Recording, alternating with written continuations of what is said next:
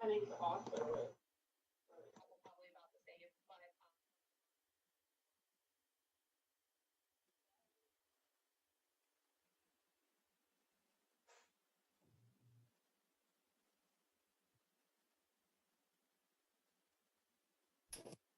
Good morning, everybody. It'll just be a minute or so until we call things to order.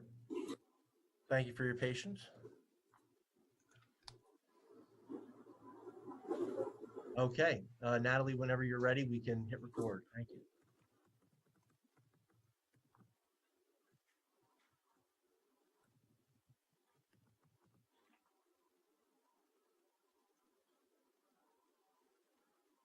Okay. Good morning, everybody, and welcome to the Board of Commissioners meeting for Tuesday, March 30th, 2021. It is 10:01. We're going to call things to order, and we're going to begin our meeting with the Pledge of Allegiance. If you would please say with us. I pledge allegiance to the flag of the United States and to the republic for which it stands, one nation, under God, indivisible, with liberty and justice for all.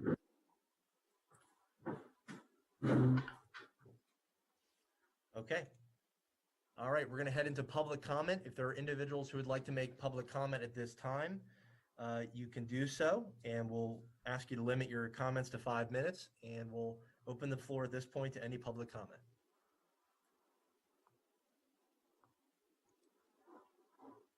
And you can simply unmute yourself and offer the comment at this time.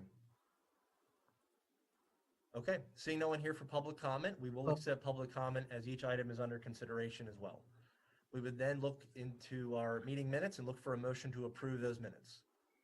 Motion to approve the meeting minutes from March 16th. Second. It has been moved and seconded. Any final discussion on that? Hearing none, all in favor of approving the minutes, do so by saying aye. Aye. Aye. Aye. The motion is carried. All right. We're going to head into our first item for proclamation number 5. And this is to proclaim the month of April 2021 as Child Abuse Prevention Month. And we have some guests with us on the phone here. We're going to first start and turn this over to the director of our CYS office here in Center County, Julia Sprinkle. Good morning, Julia. Good morning. I just wanted to say good morning, and it's so nice to see all of you. I feel like I haven't seen anybody in a long time. It's great to see you. I'm going to turn things over to Marianne Zimmerman, who is the agency liaison and who does our mandated reporter training and goes out into the community, trains a lot of area groups, and helps with the training of hospital staff on mandatory reporting of child abuse. Take it away, Marianne. Thank you. And thank you for allowing us a few minutes of your busy schedule today. April is Child Abuse Prevention Month nationally. And so every year you will always see pinwheels and blue ribbons around the county. And it is also Sexual Assault Awareness Month. So we, Children and Youth, the Youth Service Bureau, the YMCA, Center Safe, and the Child Advocacy Center have collaborated for the past several years to promote awareness and prevention. So this year we have 2 virtual events that we're very excited about. The first one is called Chalk the Walk. And so we're asking businesses and the agencies to do sidewalk chalk out in front of their sidewalks with messages of inspiration and support for, for prevention, and also to support the survivors. Then we're asking them to be mindful of what they're putting on their sidewalks, but then we're also asking them to take a photo and to post it on social media using the hashtag Center County Cares. The second thing that we're doing, and since we're trying to be very socially distant and be safe, probably the one I'm most excited about is called Kindness Rocks. And so we have about 200 rocks that we are painting with messages of hope, inspiration, and then they will be placed all around Center County. And as people find them, we're hoping that the people that most need them will find them. as they find them, we're asking them to take a picture and post it again on Center County Cares, the hashtag Center County Cares social media page. And then they can either keep the rock if they choose, or they can take it, place it somewhere else, or just put it back where they found it for someone else to find. For me, the most important thing about that particular activity is that it will be there year round. And we don't just do prevention in April. We are trying to prevent this year round. So for me, this was such a creative way in these times to get this message out and support our families and our survivors. So I'm here today to ask you to once again proclaim April as Child Abuse Prevention Month, or to consider proclaiming it. Absolutely. Thank you very much, Mary Ann, and thank you, Juliet, as well. We are so happy to see you both today at the meeting, and want to take a moment just to thank you for you and your team for all the work that's been done over the last year. When we did this proclamation for 2020, it was right when the pandemic began. There's a lot of uncertainty out there, and you've weathered the storm exceptionally well by making sure that we are continuing to protect and defend the children here in Center County. So thank you all for all the work that you've done under such difficult situations. We always want to raise awareness about the prevalence of child abuse throughout the country and in our community as well. And you've done a fantastic job to raise awareness with that. And all the work that's been done in this effort is really, really remarkable. And thank you for your creativity when it's come to these initiatives, moving to social media. We really appreciate that. So thank you for all that you've done. I'll let my colleagues offer some remarks, and then I think we'll certainly look for a motion to proclaim April 2020 as Child Abuse Prevention Month. So Commissioner Higgins. Thank you, Mike. Had to unmute myself there. Yes, Marion and Julia, thank you very much for all you're doing and the work of your staff. Obviously, if you suspect abuse, please report it. The child line is 1-800-932-0313. That's 1-800-932-0313. Obviously, during the pandemic, a lot of the normal mandated responders are not interacting directly with children as much as normal. So we need to rely on the rest of the community to do what we can to protect our vulnerable children. Again, thanks, and I'll pass it over to Steve. Well, I just want to say, well, first of all, thank you for all your hard work, and particularly under these trying circumstances. But as we are well aware, COVID-19 or not, child abuse and child protection, it never goes away. Your job never slows down, and whether it's the worst of times or the best of times, you folks are always there to make sure that Center County's children are protected. And we look at all the challenges that we have on a daily basis, and realize that you folks are kind of making it up as you go along to do the best you can to provide that care. So whatever resources you need to make sure that you're successful, please let us know, because you are protecting probably one of the most vulnerable populations in our community. So thank you very much, and thank you to all your staff and all the other folks throughout the community that do the education and do the protection. Center County has seen tons of improvement over the last 10 to 12 years in all these areas, and we want to continue to improve and make sure that we are the best we can be at protecting our young people. Thank you. Thank you. I truly believe we are very special in Center County because we have so many great partners that work with us to do this hard work. Absolutely. Thank you Thank again, you very much. And Julia and Mary Ann, thank you so much. We will look then for a motion to adopt the proclamation. Motion to adopt proclamation number 5 of 2021, proclaiming the month of April 2021 as Child Abuse Prevention Month. Second. It has been moved and seconded. Any final discussion on this? Hearing none, all in favor of adopting the proclamation, do so by saying aye. Aye. Aye. Aye. The motion is carried. Thank you again, Julia and Mary Ann. And thank you for your continued support. Appreciate that. Absolutely. You're Thank welcome. you for your Have a great day. Okay, we're going to move then into COVID-19 planning and response section of our agenda. We're going to be talking about our county, our office protocols, and we're going to turn it over to our administrator, Margaret Gray, at this time. Good morning, Margaret. Morning, everyone.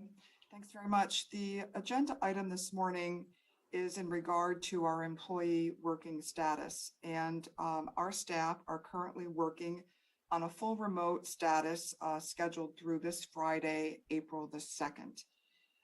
When this date was determined several weeks ago, it was our intent and our hope that as we watch the measures around COVID-19 and COVID-19 mitigation, that these measures would stabilize and we could further recommend moving to a scenario where we had a full open rotation model.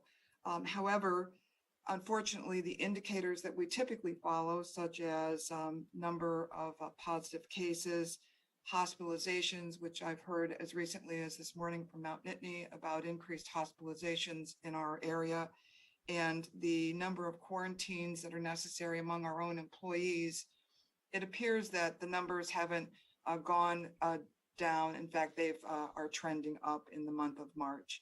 So at this time, for your consideration, I would make the recommendation that the full remote work status continue for an additional 2 weeks. So that would take us to Friday, April the 16th, with your review of this date taking place on Tuesday, April the 13th.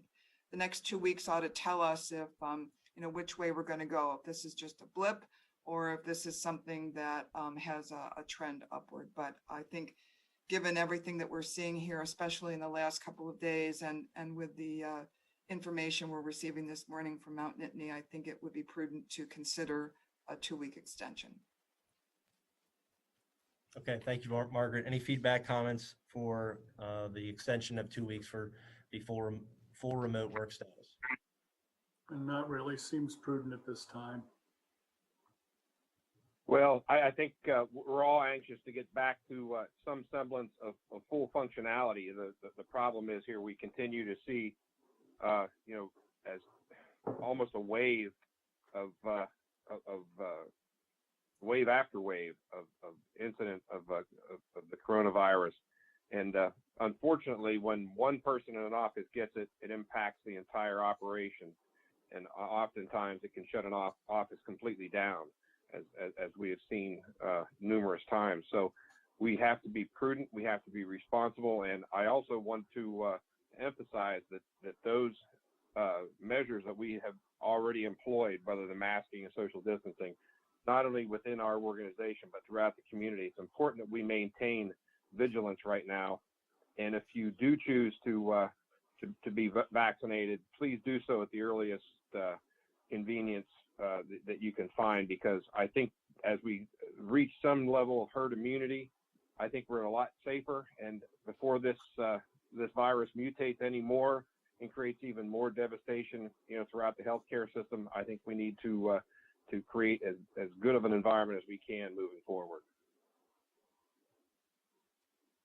Well said, Commissioner. Thank you. Absolutely. So we have the consensus to extend for 2 weeks, and we hope the conversation on the 13th, 2 weeks from now, gives us a little bit better data, but we will see. So thank you, Margaret. Okay, we're going to then head into our contract section, and we're going to begin with some transportation items, and we will turn that over to Dave Lomison. Good morning, Dave. Good morning, everyone. Thank you very much for having me here today. I have a couple items to bring forward. The first being asking the board to consider a contract extension with Community Integrations LLC to provide transportation services primarily under the Medical Assistance Transportation Program for our department. They do the lion's share of out-of-county transports that require people to go to places that they can't get their treatment locally. And we've been working with Community Integrations for probably 10 years. I mean, they sort of started this company based on our needs, and they've grown with us. They've been great partners.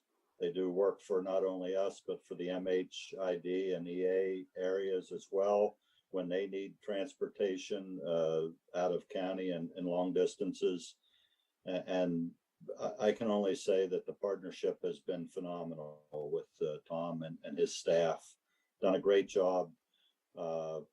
Always there when we need them. I mean, we have regulations we follow, but if we need something in a pinch and he's able to do it, he jumps right up and helps us. So I'm asking the board to consider extending that contract for the extension that was written in the original back in 2016.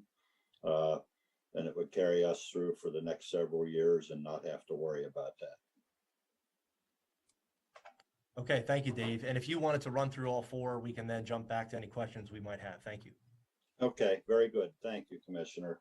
The second one is a real nice one that came about rather quickly from the PennDOT for additional vehicles for our paratransit fleet. They've awarded us another grant for capital grants to purchase vehicles. The total grant award is $640,000, and it'll allow us to purchase 8 new paratransit vehicles. That being said, with this award and the fact that we've just received 3 and 2 more on the way in our previous grant, we'll be almost halfway changed over in 1 year for our fleet. And that's huge because it cuts down on maintenance cost and various things that we end up putting money into older vehicles when funding is short. But very happy that they awarded this, that they've done a great job in helping us through the pandemic with this. And I asked the board to consider moving that request forward. The grant has been issued and approved by PennDOT. We just need your stamp and we can proceed to get more vehicles. And then the final one would be, we have currently 19 vehicles listed for potentially having an online auction with 6 more that we're going to try to include before the deadline. So that would bring it up to 25 vehicles. And of that, 9 of them would be PennDOT purchased vehicles that have met their useful life and we're taking out of service or already out of service. And then the other 16 would be business fleet vehicles that the county has purchased over the years for various departments. And there again, they've been removed from use because of age and condition and the whereabouts of that.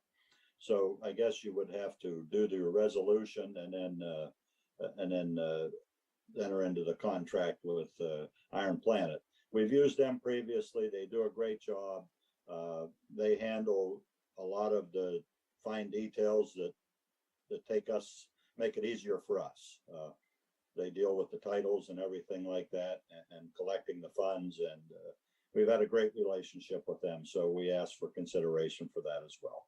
And I'll answer questions.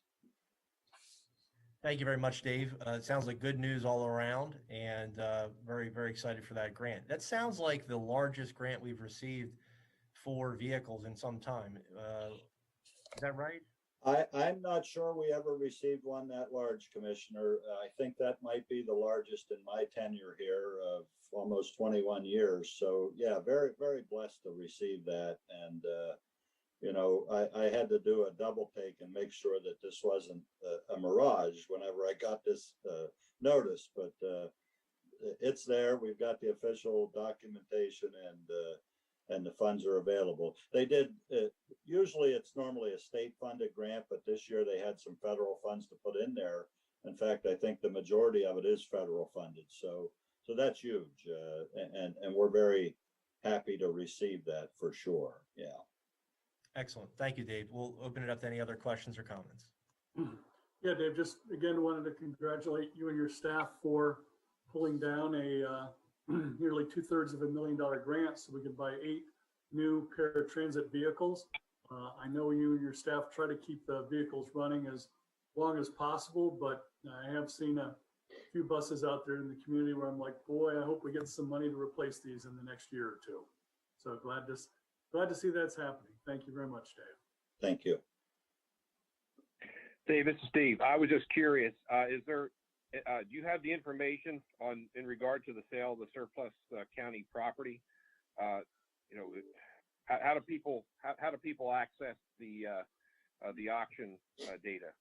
Okay, good question, Commissioner. We will post that online once everything goes through and it's approved by you folks.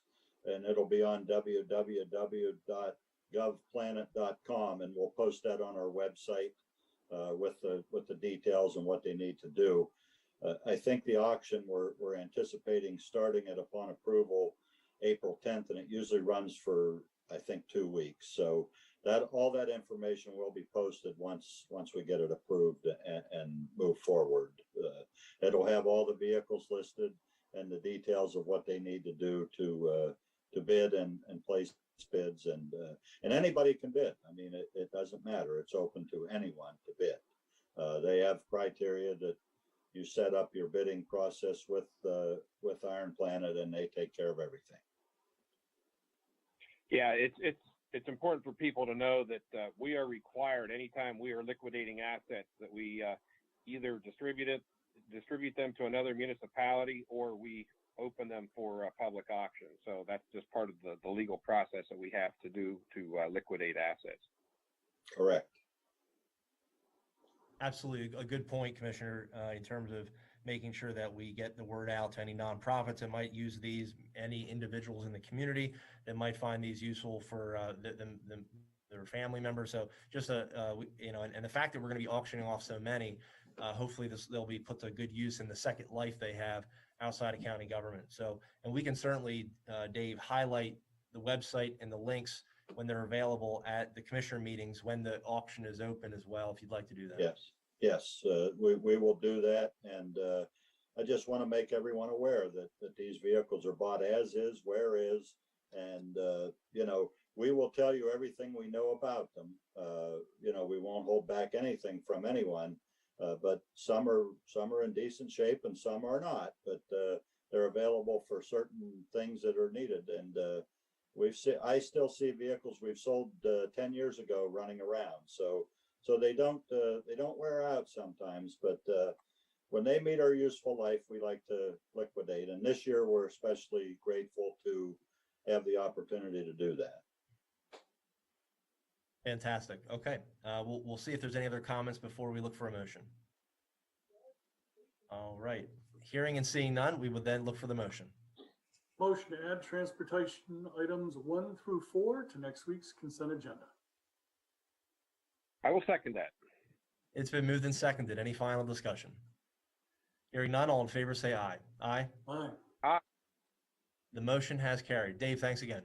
Thank you. We have today's consent Thank you. agenda in front of us. Is there a motion to approve the consent agenda? Sure. Motion to approve today's consent agenda. I will second that. But before we approve it, I'd just like to have a little bit of discussion on one of the items.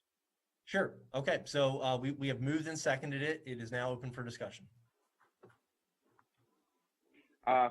I guess my only question is, have we heard in regard to the contract with ZA for the accounting of the federal money, have we gotten any more guidelines or idea how that money is to be distributed and allocated?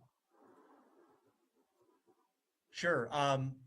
So from my standpoint, the National Association of Counties has had a few conference calls on this, and CCAP highlighted it in the conference we had last week.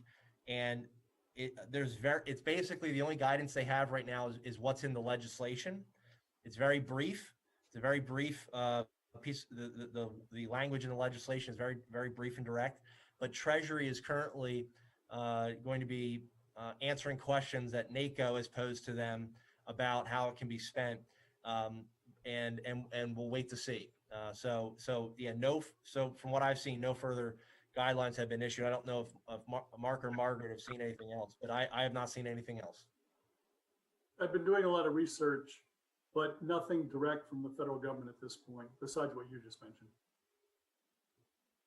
Yeah, I mean, I just I just find it sort of curious. I mean, it's $31 million to allocate is a lot, and it's going to be challenging. And I hope that the guidelines do not include a timeline that is unrealistic. I guess that's what and we are going to need ZA's help for this. They did a great job the last time, but this is the last time times 3. So it's going to be a project. I would absolutely agree. I think the thing that's beneficial to us and all other municipalities that are receiving the funds is it's until December of 2024. So it is much more money, but we do have a lot more time to spend it, which I think is good for us. But we do want to make sure we're getting the money out and being effective. And we only receive half that money up front, and then it'll take another year for us to receive the second half. So that's good as well for us, where we can be strategic with the funds. I just hope it stays that way. You just never know how it's going to change, as we've seen before. The ball is always in play. Absolutely. No, fair point. Absolutely. Okay, thank you, Commissioner, for those questions. Any other discussion on the consent agenda? Okay, hearing none, all those in favor of approving it say aye. Aye? Aye. Aye. Okay, the motion is carried. Moving into our ABCs, we do have one appointment to the Drug and Alcohol Planning Council. Deirdre O'Sullivan, we're looking to appoint them April 1st of this year until March 31st of 2024. Looks like a 4-year appointment. Is there a motion to approve that ABC appointment? Motion to approve the ABC appointment. Second. Moved and seconded. All those in favor say aye. Aye? Aye. Aye. Okay. All right. Moving forward, we'll turn it over to Margaret to see if there's anything to add for administrator's report. This morning, I do have a couple of items, and first and foremost, it's my pleasure this morning to introduce and welcome John Fronic to Center County as Center County's new Deputy Administrator. John comes to us most recently from the Center Region COG, and prior to that, he was affiliated with College Township for many years. He brings with him a wealth of local government experience, and many of you may already know him. He started last week, and he already has almost a full plate, not quite, but he's dug right in. And so we're very happy to have him here. And I wanted to make sure that we recognized him this morning and introduced him to everyone. And secondly, I wanted to let you all know that along the lines of our proclamation this morning, that starting on Thursday, the courthouse will be in blue and teal in the evening. We're putting lights on the courthouse at the request of Center Safe and the other organizations that are collaborating together in these important initiatives, awareness initiatives. And the message rocks will also be placed around the sidewalk areas at the courthouse. So I wanted you to be aware of that. And thirdly, the COVID-19 testing site did conclude under Center County's oversight on Saturday evening. It has been moved. It is now located and opened this morning at 10 a.m. at the Patton Township Municipal Building. It's following exactly the same schedule as has been the past process here, Tuesday through Saturdays, 10 a.m. to 7 p.m. And it will be in place with the DOH support through Saturday, May the 1st. So I just want to make sure that everybody knows that that resource is still available here in Center County. It just has a new location. And that's it for me. Okay, thank you, Margaret.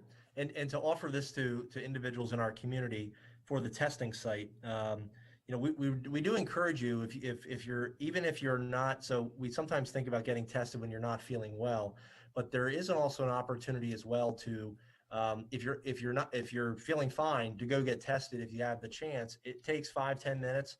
And what it'll help us do is to, if you might be asymptomatic, it'll help us to figure out in our community where the cases are at. And it also looks like, Margaret, they're expanding the amount of tests that are going to be done each day. It looks like it's 450 is now the amount, which is a greater amount than we had before. So they have that capacity.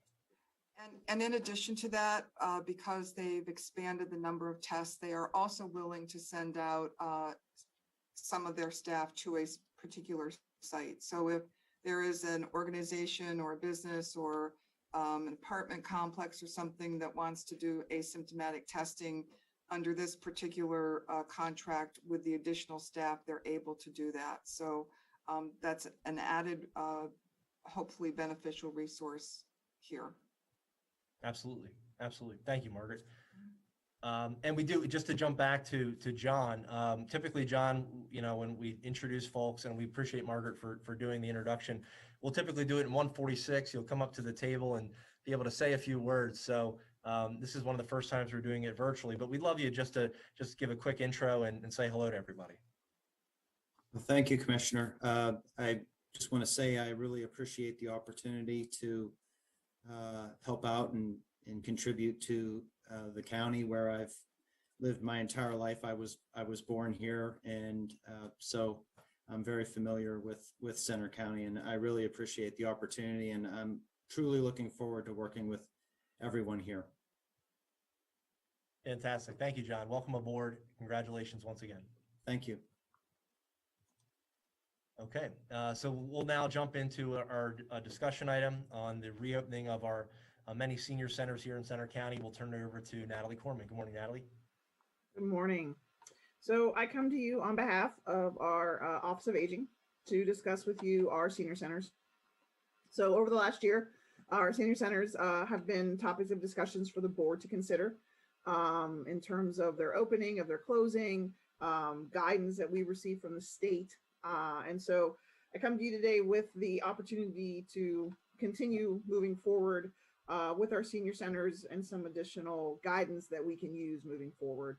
So our senior centers, which for Center County government includes our senior center in Phillipsburg, Snowshoe, Bellefonte, Center Hall, and then the Penns Valley one, which is located in Madisonburg. So we are proposing to the board that our senior centers reopen the week of April 20th. We would remain on the schedule that we've adapted over the year, which is 1 day a week, just to kind of start back. It also allows time in between to do the cleanings that we, have necessary that we need for the space. We will continue with all the CDC recommendations of social distancing and masking for those locations. We've taken into account meals and how they're delivered and participants can eat. We've spaced out our locations. We've been adding technology throughout the last year in hopes of further opportunities for our seniors to work with technology, participants, maybe not to come in, but to still benefit from opportunities at our centers. And so we are looking to do that, having Phillipsburg, Bellefonte, Center Hall, and Penns Valley open the week of April 20th. I think it's a Tuesday is why I'm using that day. They would open Tuesday, and then one of the other sites would open Wednesday. The Snowshoe site has been closed. The participants up there were not willing to open at that time. However, we have posted for the part-time position for that Snowshoe because we will be reopening Snowshoe once we bring on that part-time staff person that works out of there. So Snowshoe will be coming on board as we finish up the interviewing process for that position. And then moving forward, we would like to work under the guidance the state has provided us concerning adult day programs. So the threshold of 10%, and we see that a lot in communities when you discuss your testing and positivity rates. We will use that guidance of that 10% threshold to determine if our senior centers open the following week. And so actually what we'll do is we'll look at 2 weeks worth of data as well. Our Office of Developmental Programs does that, and we have found that to be successful for our skills and our sunny day programs. So you can kind of, and Dave Lomison, I know, is on the call. He does the transportation for those programs, so he kind of has known how that process has worked. Since senior center participants use our transportation, it aligns really nicely. So we would just be moving forward using the thresholds that the state give us for the data instead of the opening and closing schedule like we've done with the board. Since that's kind of what the Department of Aging has recommended, that we use that 10% threshold and do that. And my final note is that senior centers are opening across the Commonwealth. There's still a lot closed. I think it's around 20% have opened. However, they do anticipate more opening the week after Easter. I think as other opportunities have presented itself that the governor has done, people will be opening. We opted to still take those 2 additional weeks after Easter, like we had given guidance before after Thanksgiving and Christmas, right? So we thought we would take the 2 weeks after Easter, open, and then moving forward, just prepare ourselves with the data continuously to make the decisions for our senior centers. And we hope our seniors are excited to come back. Our staff are excited to come back and see seniors, but also keep them very safe. And so that is our hope moving forward. Okay, thank you, Natalie. Any additional questions, comments, feedback on this? Again, we're looking at Tuesday, April 20th, which is 3 weeks from today. The data that you'll be looking at, Natalie, it looks like it'll be that first 2 full weeks of April to look at the positivity rates and data that the state will be sending us. But any initial feedback or questions on this? I do have one comment just before Commissioner speak, and sorry. So Center Region State College, which is run through the Center Parks region, I'm saying that wrong. They did open last week. They have larger space, as we all know. They have different opportunities in their location. And so they opted to open last week, again, on a small scale.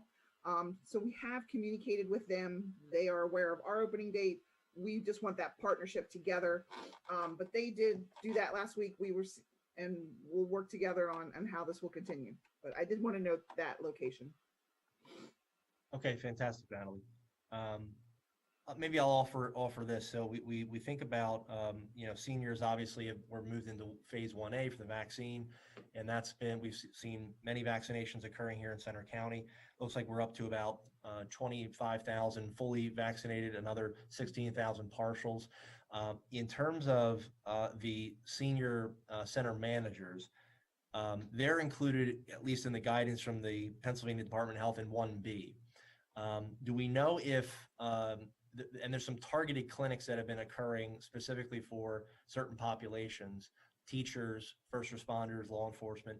Do we know yet, or has the Pennsylvania Department of Health or Aging talked to us at all about when senior managers might be able to be in a category to get shots? I have not been told of that specifically. Okay. I think we've really encouraged our staff personally to identify themselves under a category if they're able to identify under 1A, encourage that, or if 1B is where they land due to employment as well.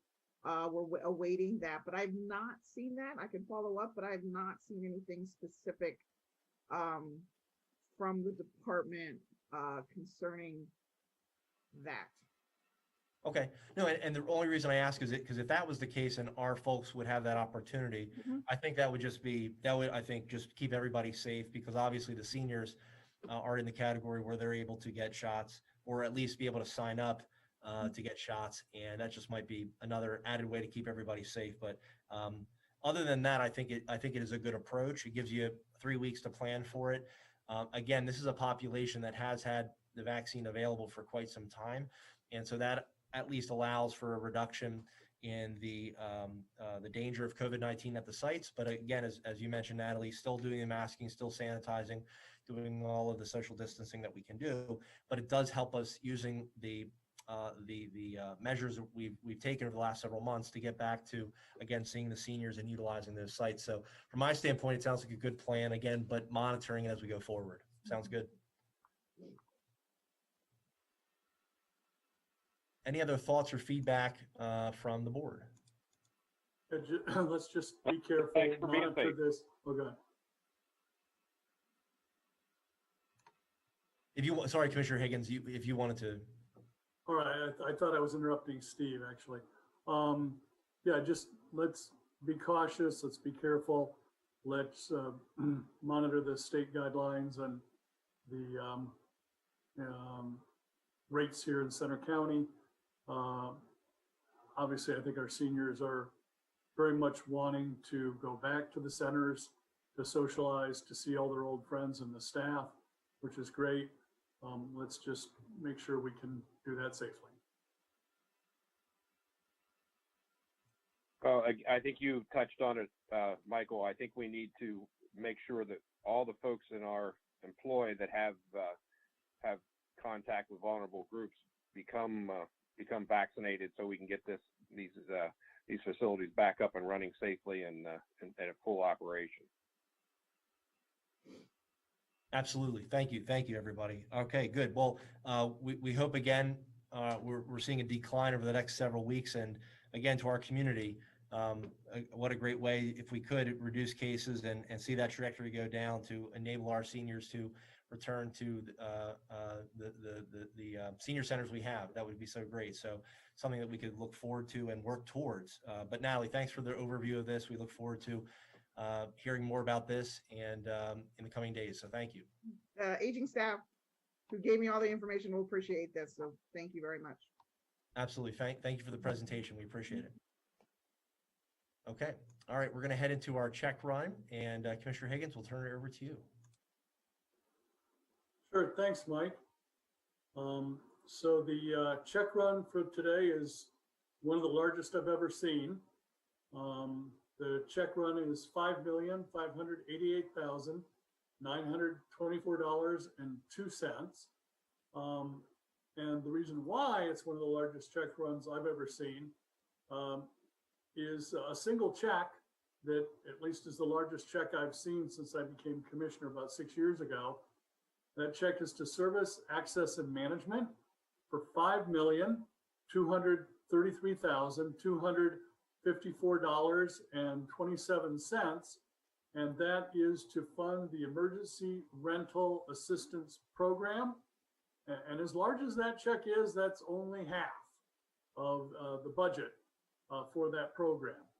But as we've talked about, if you've been affected financially by the pandemic and you're a renter, thanks to our state and federal legislators, the governor, and a variety of state agencies, we now have over $5 million in a special account at Service Access and Management to pay your rent for up to a year, including arrears, to pay pretty much all of your utilities for up to a year, including those in arrears. And this program is much easier to use and much more flexible than the prior program. So please, if you've been affected by the pandemic financially and you're a renter, contact our Adult Services Department, and they'd be happy to take your application.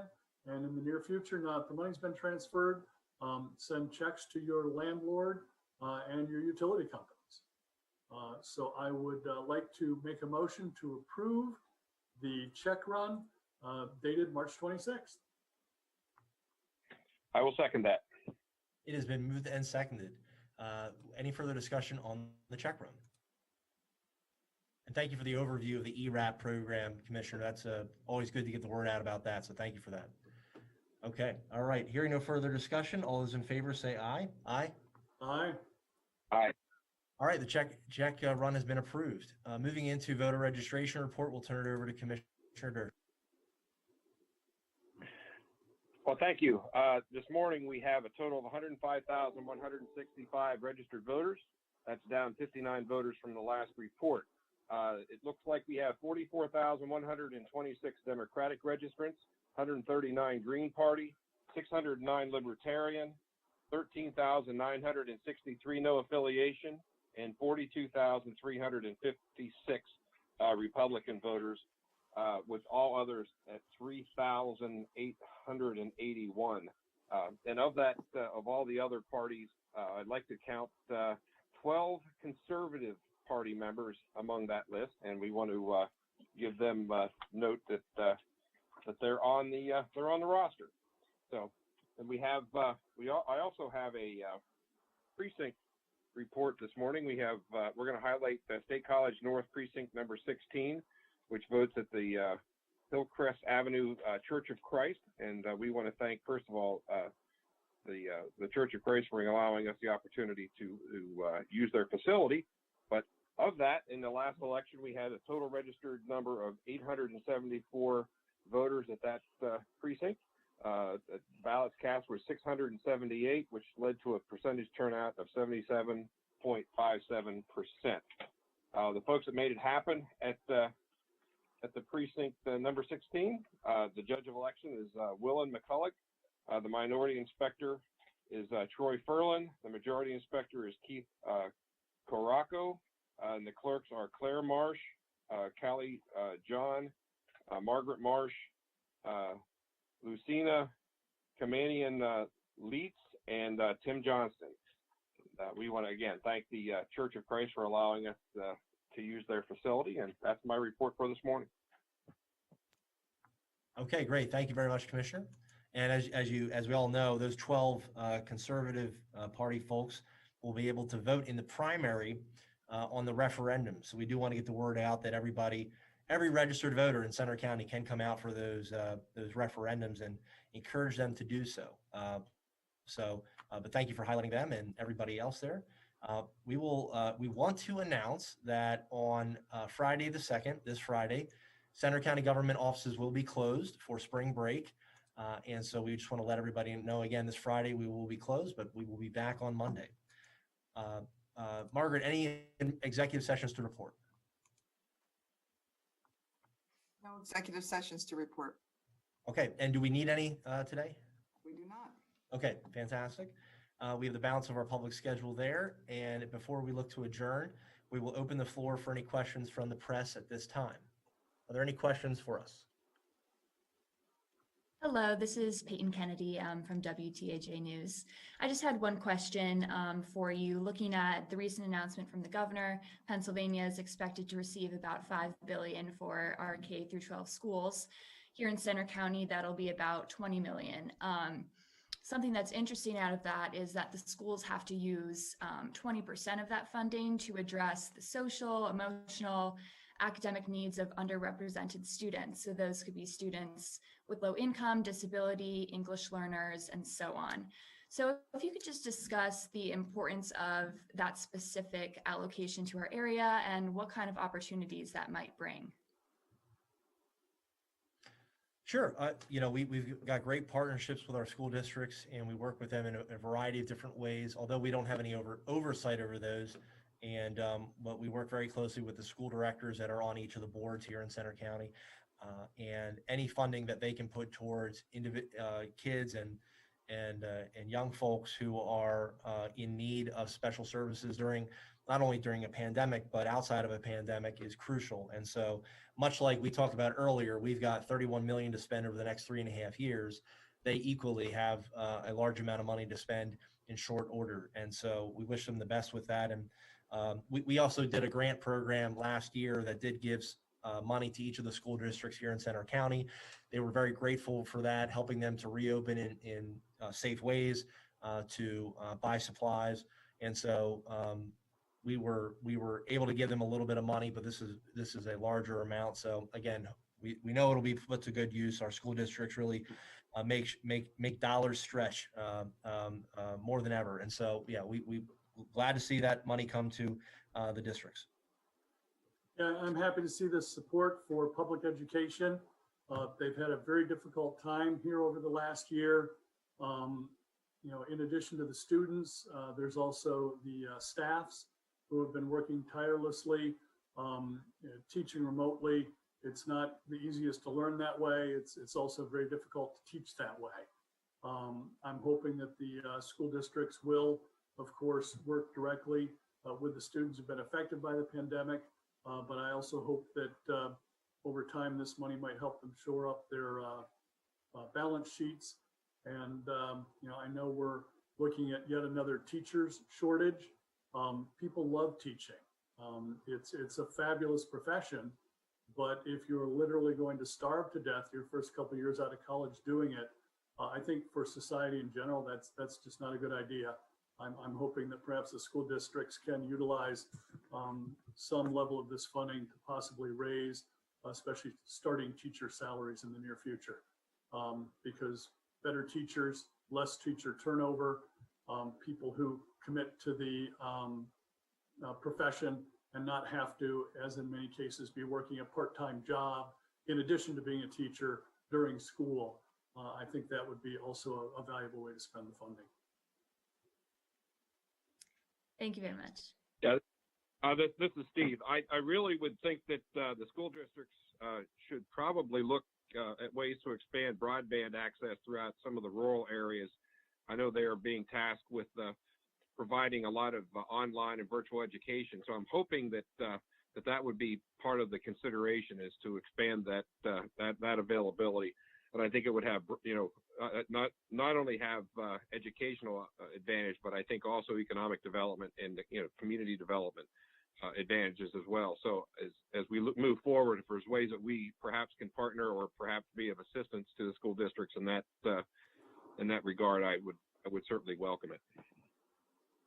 Yeah, that's a wonderful comment, Steve. I think all three of us would be very happy to coordinate with the school districts in rolling out additional broadband services and helping families in rural areas be able to afford those services. That's a great idea. Thank you all. Thank you for the question, Peyton. Any other questions for us from members of the press? Okay, hearing none, we will then look for a motion to adjourn at 10:51. Is there a motion? Motion to adjourn at 10:51. Second. It's been moved and seconded. Any final discussion on adjourning? Hearing none, all in favor say aye. Aye. Aye. Aye. We are adjourned. Thank you all. Have a great day.